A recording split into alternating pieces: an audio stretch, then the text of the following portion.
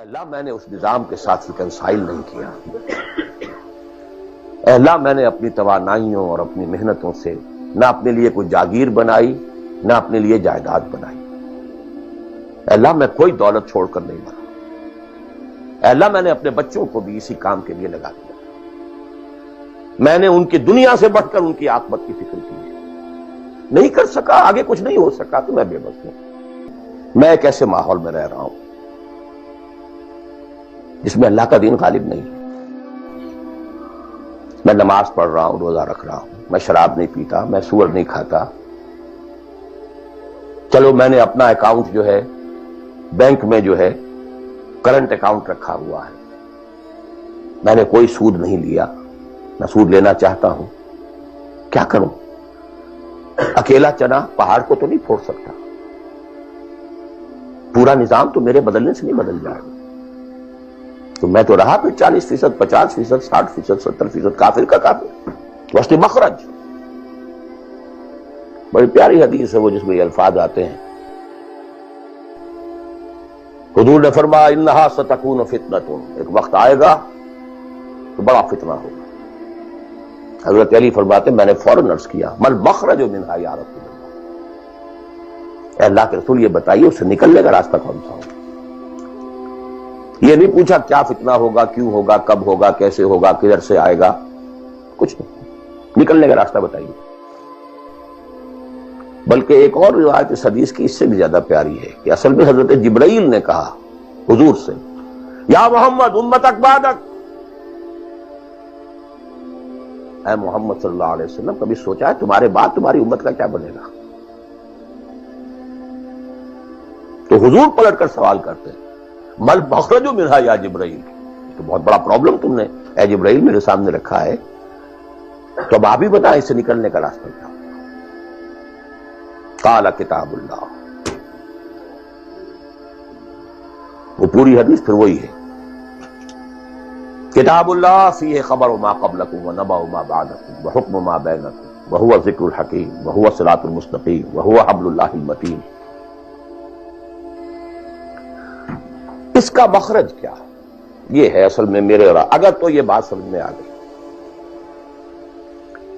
اس کے لیے تصور سمجھ لیجئے ہمارے دین میں کفارے کا ایک تصور ہے۔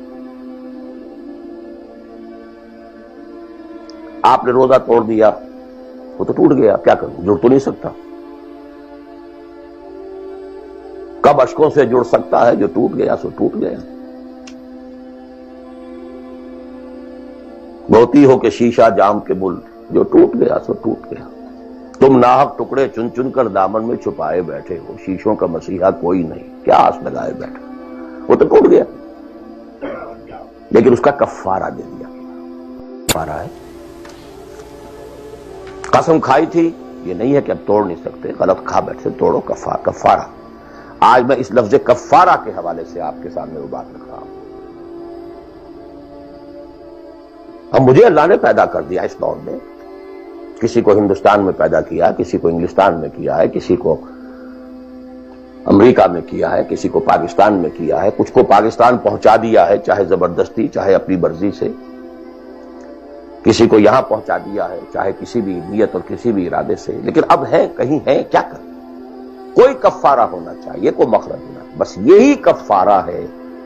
پھر نوٹ کر لیجئے اس ماحول سے سوائے سبسسٹنس لیول کے اور کچھ حاصل مت کرو، اور اس سبسسٹنس لیول پر بھی جو کچھ تم نے کھایا پیا ہے اور سانس لیا ہے، جو انرجی کریٹ ہوئی ہے، اس کا میکسیمم اس جہاد میں صرف کر دو کہ اس نظام کو بدلو۔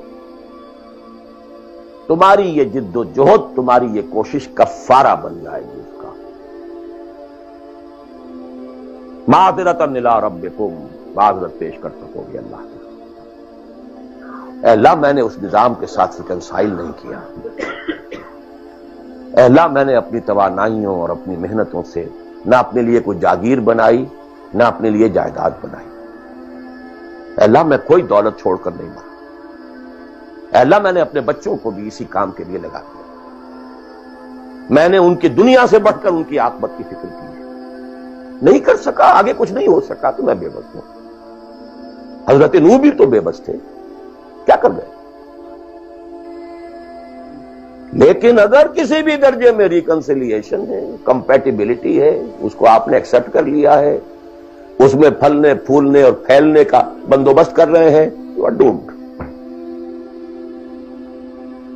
Every thing will be multiplied by a big zero and will become a zero. یہ ہے جو میں سمجھا.